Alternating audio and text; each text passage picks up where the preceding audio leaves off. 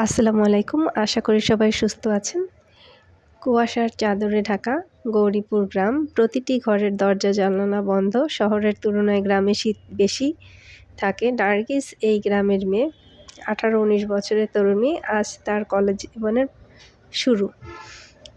উত্তেজনার কমতি নেই, তাই কাকডাকা ভোরে ছুটে চলেছে বাড়ির সকলে ঘুমে।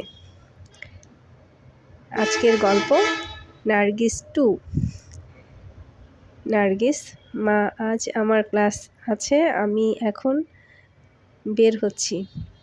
মা, এত ভোরে যাবি কেন?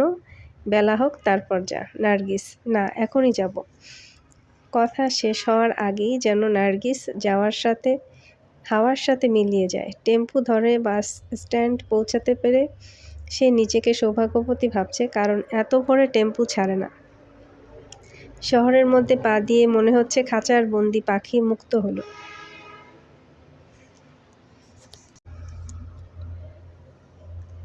নার্গিস, কলেজে প্রথম দিন খুবই রোমাঞ্চিত, ভালো লাগছে। সাথী, আমারও ইচ্ছা ছিল এখানে পড়ব। কলেজের ভিপি সেলিম ভাই ফার্স্ট ইয়ারের ছেলে মেয়েদের সাথে পরিচিত হতে এলেন। সেলিম ভাই, আজ প্রথম দিন, তোমরা আমার জুনিয়র হলেও কলেজে তোমরা নবীন। তোমাদের ফুল দিয়ে বরণ করে নেব। তোমরা আমার দলের সাপোর্ট করবে। তোমাদের সুবিধা অসুবিধা দেখার জন্য স্যারদের পাশাপাশি আমরা সহযোগিতা করব। অনেকে দূর থেকে আসো, তাদের হোস্টেলে থাকার ব্যবস্থা করা হবে। শিক্ষক এবং সিনিয়র ভাই বোনদের সম্মান করবা। ছেলে মেয়েরা আলাদা বসবা। অনেক মেয়েরা মনে করে রাজনীতি করলে বিয়ে হবে না, এরকম ধারণা ভুল। আমার সংক্ষিপ্ত বক্তব্য এখানেই শেষ করছি। নার্গিস, এত হ্যান্ডসাম গ্রামে থাকতে দেখিনি। সাথী, ওনার দিকে নজর দিও না, উনি বড় নেতা। নার্গিস, আমি ওনার দলে যাব, সারাক্ষণ দেখতে পাবো। সাথী, উনি বড় নেতা। কিছুদিন যেতেই নার্গিস সেলিম ভাইয়ের দলে সাধারণ সদস্য হিসাবে যোগ দিয়েছেন। আজকাল তার চোখে সানগ্লাস দেখা যায়, ঠোঁটের লিপস্টিকের সাথে চিবুকের ব্লাশনের বেশ ম্যাচ করেছে। সেলিম ভাইয়ের চোখে সহজেই পড়ে যাওয়া স্বাভাবিক, কারণ ডাকসু ভবনে নার্গিস একমাত্র নারী সদস্য। সেলিম ভাই, নার্গিস, তুমি সামনে বসবে। তোমাকে দেখলে আরও মেয়েরা আমাদের দলে সাপোর্ট করবে। নার্গিস, ঠিক আছে। সেলিম ভাই, তোমাকে সুন্দর লাগছে, কোনো সমস্যা থাকলে জানাবে। নার্গিস, মনে হচ্ছে ঝাঁপিয়ে পড়বে। সেলিম ভাই, হোস্টেলে সিট দরকার। সেলিম ভাই, হোস্টেলের দূরের শিক্ষার্থীদের জন্যই হয়ে যাবে। নার্গিস, রাজনৈতিক দলে জড়িয়ে গেছে, বাড়িতে না জানলেও হোস্টেলে সিট পেয়ে জানিয়ে শহরে স্থায়ী বসবাস শুরু করেছে। ছুটির দিন ছাড়া এখন আর তার বাড়িতে যাওয়া হয় না। হোস্টেলে ওঠার সুবাদে আজকাল সেলিম ভাইয়ের সাথে দেখা হওয়ার সুযোগ বেশি, সেই সাথে ঘনিষ্ঠতা বেড়েছে। নার্গিস, সেলিম ভাই, আপনার জন্য খাসির রেজালা রান্না করেছি। সেলিম ভাই, খাসির রেজালা আমার খুব পছন্দ। তুমি জানলে কীভাবে? আমারও পছন্দ, আপনার জন্য নিয়ে এলাম। সেলিম ভাইয়ের সাথে ঘনিষ্ঠতা আপনি থেকে তুমিতে পৌঁছে গেছে। আজকাল সেলিম ভাইয়ের হিরো হোন্ডার পিছনে নার্গিসকে প্রায় দেখা যায়। বৈশাখের প্রথম প্রহরে পহেলা বৈশাখ উদযাপনে মেতে উঠেছে পুরো শিক্ষাঙ্গন। ছাত্রাবাসের গেট খোলা, কাউকে দেখতে না পেয়ে কক্ষ নং 13 একাই চলে গেছে। দরজা কড়া নাড়তেই বিরক্তের স্বরে দরজা খুলতেই চোখে পড়ে যায়।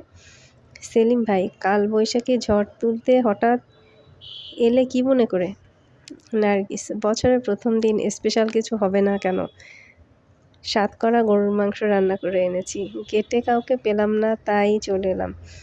সেলিম ভাই, বৈশাখী সাজে তোমাকে সুন্দর লাগছে, সারা দিন তোমাকে নিয়ে ঘুরব। নার্গিস, ঠিক আছে। মানসিক এবং শারীরিক চাহিদা যেখানে মিলিত হয়ে যায়, সেখানে কোনো বৈধ অবৈধ স্বীকৃতি খোঁজা না থাকায় চাহিদা মুখ্য আর সব গৌণ। সুখের সময় অল্পক্ষণেই কেটে যায়। খবরটা পাঁচকান হওয়ার আগেই সেলিম ভাই এবং নার্গিস চূড়ান্ত সিদ্ধান্ত নিয়ে রাখে। সেলিম ভাই, নার্গিস ৭ মাস হয়ে গেছে, এখন কিছু করা যাবে না। যদি করা যেত আমরা সে ব্যবস্থা নিতাম। এরপর কি হবে? নার্গিস: সেলিম ভাই, কিছু হবে না। তুমি হোস্টেলে থাকো, বাইরে যাতায়াত করতে হবে না। তোমার যা লাগবে সব রুমে চলে যাবে। ২ মাস যাক, পরেরটা পরে দেখা যাবে। নার্গিস: ঠিক আছে। ২ মাস পরে রাতের শেষ প্রহরে নার্গিসের জন্য অপেক্ষায় নার্স। হোস্টেল কক্ষে সব ব্যবস্থা নেওয়া আছে। ফজরের আজানের সময় পৃথিবীতে নতুন একজন মানুষের আগমন হয়েছিল। ভোরের আলো ফোটার আগেই তাকে নিয়ে নার্স হোস্টেল থেকে বেরিয়ে আসে। গতকাল যা ঘটেছিল। সেলিম ভাই, আব্বা আগামীকাল হোস্টেলে কাউকে পাঠিয়ে একটা বাচ্চা নিয়ে আসবেন। বাবা: কাজ ঘটাইছ?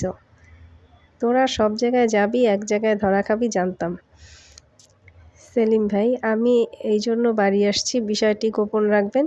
সামনে নির্বাচন, তাছাড়া পচা সাবান ব্র্যান্ডের অ্যাম্বাসেডর হতে যাচ্ছি। এখন কাজ ছাড়া অন্য কোনো দিকে তাকানোর সময় নেই। বাবা: মেয়ের বাপের ঠিকানা দে, কথা বলে সমাধান করা যায় কিনা দেখি। সেলিম নার্গিসদের বাড়ির ঠিকানা দিয়ে ২-৩ দিন বাড়িতে থেকে যায়। সেলিমের বাবা জহির সাহেব বুদ্ধিমান ব্যক্তি ছিলেন। জহির সাহেব: মফিজ, তোমার বয়স হয়ে গেছে, চাকরি আছে ৪-৫ বছর, বাচ্চা নেই, বিয়ে করলে না, তোমাকে দেখবে কে? মফিজ: আল্লাহ দেখবে। জহির সাহেব: সেলিম বাড়িতে এসেছে, কয়েকদিন বাড়ি থাকবে। তুমি শহরে গিয়ে নার্সের থেকে বাচ্চা এনে নিজের কাছে রাখো। তোমার শহরের বাসা আছে, এই বাচ্চা তোমাকে দেখবে। মফিজ: বাচ্চা আনতে পারবো, কিন্তু খরচপাতি আছে। জহির সাহেব: খরচ নিয়ে চিন্তা করবে না, টাকা পাঠিয়ে দেব। সেলিম ভালো সাবান পায়নি, পচা সাবানের অ্যাম্বাসেডর হয়েছে, এই জন্য ঝামেলা হলো। মফিজ: টাকা পেয়ে নার্সের থেকে বাচ্চা নিয়ে বাসায় ফিরে আসে। একমাত্র মফিজ ছাড়া বাচ্চাটিকে কেউ দেখেনি। সে নিজে থেকে বাচ্চাটি ফেরদৌস নামে ডাকা শুরু করলো। অন্যদিকে জহির সাহেব আজ নার্গিসদের বাড়িতে যাবেন। সকালে বাড়ি থেকে বেরিয়েছেন। নার্গিসের বাবা বেল্লাল সাহেব এর সাথে আজ তার প্রথম দেখা। জহির সাহেব: আপনাকে সবই জানালাম, এখন আপনার মেয়েকে আমার সাথে দিয়ে দেন। বেল্লাল সাহেব: আপনার গুন্ডা ছেলে আমার মেয়ে। জহির সাহেব: এক হাতে তালি বাজে না, আমার ছেলে যতটুকু দায়ী তার কিছুটা ভার আপনার মেয়েকেও নিতে হবে। বেল্লাল সাহেব: আমি মেয়ে অন্য জায়গায় বিয়ে দেবো, বাচ্চা কাচ্চার ঝামেলা আমি নেব না, ওসব আপনারা গিয়ে বোঝেন। জহির সাহেব: আমার দায়িত্ব ছিল আপনার সাথে দেখা করে গেলাম। আপনার সিদ্ধান্ত ছেলেকে জানিয়ে দেব। কোনো একদিন আপনার আফসোস হতে পারে। বাচ্চা হয়েছে তাকে কেন? বাচ্চা হয়েছে তাকে তো জানে, মেরে ফেলে খুনি হতে পারবো না।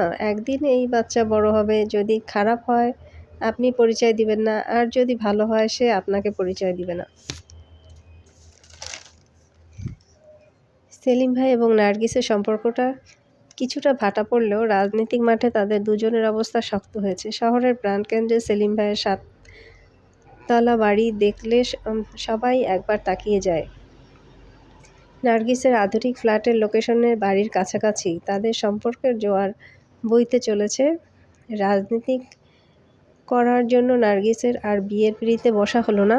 অন্যদিকে সেলিম ভাইয়ের জীবনেও একাধিক নার্গিস প্রবেশ মিলেছে। শহরের উচ্চবিত্ত শ্রেণীর জীবনে যা ঘটে, সেলিম ভাইয়ের জীবনেও তেমন বয়স ৫৫ হলেও তারুণ্য তাকে ছাড়েনি। বাবা চলে গেছে, মফিজ পৃথিবীর মায়া ছেড়ে চলে গেছে। ঘড়ির কাঁটা ঘুরতে ঘুরতে মাঝে কেটে গেছে ৩০ বছর। ফেরদৌস: হ্যালো, আসসালামু আলাইকুম। আপু, নিচে আপনার কেয়ারটেকার বাসায় আসতে দিচ্ছে না। নিশি: আচ্ছা, কেয়ারটেকারের হাতে ফোন দাও, বলে দিচ্ছি। কেয়ারটেকার: ম্যাম, অপরিচিত মানুষ বাসায় যেতে দেব কিভাবে? নিশি: জান্নাতুল ফেরদৌস আমার বাচ্চার টিচার, ওনার ইংলিশ ল্যাঙ্গুয়েজ কোচিং বাসায় পড়াতে আসতে বলেছি। বাসা পরিবর্তন করেছি, এই জন্য ওনাকে এরপর থেকে আটকাবে না। কেয়ারটেকার: ঠিক আছে। বাড়িতে লিফট থাকলেও ফেরদৌস সিঁড়ি থেকে উপরে উঠে যাবে সিদ্ধান্ত নিয়েছে। এমন সময় লিফট থেকে বেরিয়ে এলেন সেলিম সাহেব। ফেরদৌস একবার তাকিয়ে দৃষ্টি সরিয়ে সিঁড়ি বেয়ে উপরে চলে গেল। ফেরদৌস দেখতে সেলিমের কপি। ফেরদৌস, আপু গর্জিয়াস বাসা নিয়েছেন, বাসায় ঢোকাই মহাবিপদ। নিশি, সেলিম সাহেবের বাড়ির নিরাপত্তা ব্যবস্থা এই জন্য কঠোর। ফেরদৌস, সেলিম সাহেবকে? নিশি, উনি একসময় আমাদের কলেজের ভিপি ছিলেন,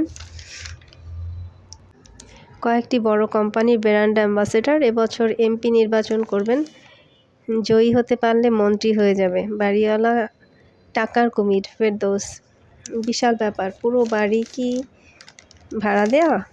নিশি, ভাড়া আছে, আর কয়েকটি ফ্ল্যাটে ওনার ভাইয়েরা থাকে। ফেরদৌস, বুঝতে পেরেছি। ছোটন প্রতিদিন স্কুল থেকে আসার সময় আমি ওকে আলাদা পড়িয়ে দেব। পড়া হয়ে গেলে কোচিং থেকে ওকে নিয়ে যাবেন। আমার জন্য অনেক দূরে হয়ে যায়, কিন্তু আপনার স্কুটি আছে, সমস্যা হবে না। নিশি, ঠিক আছে। ফেরদৌস, দ্বিতীয়বার সেলিম সাহেবের সামনে পড়তে চাননি বলে এই সিদ্ধান্ত। ইতিমধ্যে তার ষষ্ঠ ইন্দ্রিয় বলে দিয়েছে সম্ভবত সেলিম সাহেব তার জন্মদাতা পিতা। ফেরদৌস একটা সময় সেলিম সাহেবের সাথে দেখা করার জন্য মরিয়া হয়েছিল, তার সম্পদের ভাগ নিতে না, মফিজের কারাগার থেকে মুক্ত হতে। সেলিম সাহেবের সহযোগিতার প্রত্যাশা করেছিল। ফেরদৌসের সেই প্রত্যাশা পূর্ণ হয়েছে দীর্ঘ 10 বছর পরে, যখন মফিজ পৃথিবীতে নেই। বড় রাস্তায় আসতেই ফেরদৌস দেখছে সেলিম সাহেব গাড়িতে বসে আছেন। ফেরদৌস কোনো দিকে না তাকিয়ে ওই এলাকা ছেড়ে চলে এসেছে। একটা সময় সে ভাবত তার বাবা সম্ভবত অনেক দরিদ্র, এজন্য মফিজের ঘরে তাকে থাকতে হয়েছিল দীর্ঘ 25 বছর। আজ মনে হচ্ছে শুধু গরিবরাই বাচ্চা ফেলে দেয় না, উচ্চবিত্ত শ্রেণী এই কাজটি বেশি করে। ফেরদৌস নিম্নবিত্ত শ্রেণীর মানুষ হলেও লেখাপড়া ঠিকভাবে করেছিল বলে আজ কাজ করে খেতে পারছে। সেলিম সাহেব মুকেশ আম্বানি হলেও সম্পর্ক ভূমিষ্ঠ হওয়ার আগেই শেষ হয়ে গেছে। সেলিম সাহেবের ঘরে দ্বিতীয় সন্তান আসেনি। নার্গিস বিয়ে হলে না বাচ্চা হওয়ার প্রশ্ন আসতো। সেলিম নার্গিসেরা এভাবেই সম্পদের প্রেম আর মোহের পিছনে লুটোপুটি খায়। সাহিত্য পাতায় ছাপা হয়েছে নার্গিস। ফেরদৌস, হ্যালো, আসসালামু আলাইকুম, কে বলছেন? রহিম, আমি তোমার ডিপার্টমেন্ট। রহিম, তোমার লেখা পড়লাম, মনে হলো তীর আমাকে মারলে। ফেরদৌস, তুমি যা মনে করো সেটাই। আমি বর্তমান প্রজন্মের অবস্থা আর দ্বিতীয় প্রজন্মের অবস্থান দুটোর পার্থক্য তুলে ধরেছি। যারা পড়ে বোঝার চেষ্টা করবে তারা অবশ্যই বুঝতে পারবে। রহিম, মানুষ বুঝলে লাভ কি? তোমার মতো যারা সেলিম সাহেব এবং নার্গিস আপা হতে চায়, তারা এই গল্প পড়ে সিদ্ধান্ত পরিবর্তন করতে সহজ হবে। অসময়ে কোকিল ডাকলেও বসন্ত যখন আসবে ফুল তখনই ফুটবে। অসংখ্য ধন্যবাদ, আশা করি ভালো থাকবেন সবাই।